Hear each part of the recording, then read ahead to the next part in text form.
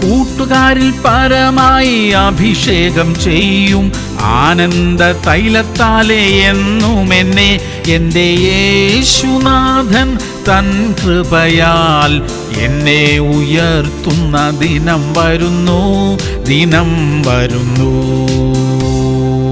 മർക്കോസ് 9:31. മനുഷ്യപുത്രൻ മനുഷ്യരുടെ കയ്യിൽ ഏൽപ്പിക്കപ്പെടും. അവർ അവനെ കൊല്ലും. കൊന്നിട്ട് 3 നാൾ കഴിഞ്ഞ ശേഷം അവൻ ഉയിർത്തെഴുന്നേൽക്കും എന്ന് യേശു പറഞ്ഞു. പ്രിയമുള്ളവരെ, യേശു കർത്താവ് നമ്മുടെ പാപങ്ങൾക്കായി മരിച്ചു. 3-ാം നാൾ ഉയിർത്തെഴുന്നേറ്റു. ഇന്നും ജീവിക്കുന്നു. നമ്മുടെ തെറ്റുകളുടെ ശിക്ഷ യേശു അനുഭവിച്ചു. നാം കൊല്ലപ്പെടേണ്ടിയിരുന്ന സ്ഥാനത്ത് യേശു മരിച്ചു. കർത്താവ് നമുക്ക് തന്ന ഈ വലിയ രക്ഷയെ നിസാരമായി കാണരുതേ. അതിനെ അംഗീകരിച്ച് വിശ്വസിച്ച് പാപക്ഷമ പ്രാപിച്ച് യേശുവിന്റെ മകനായി മകളായി ജീവിക്കണം. പ്രാർത്ഥിക്കാം. സ്വർഗീയ പിതാവേ, ഞങ്ങൾക്ക് തന്നിരിക്കുന്ന ഈ വലിയ രക്ഷയെ ഗൗരവമായി എടുക്കുവാൻ ഞങ്ങളെ സഹായിക്കണമേ. അവിടുത്തെ മകനായി മകളായി ജീവിക്കുവാനുള്ള കൃപ ഞങ്ങൾക്ക് തരണമേ അപ്പാ. യേശു ക്രിസ്തുവിന്റെ നാമത്തിൽ തന്നെ.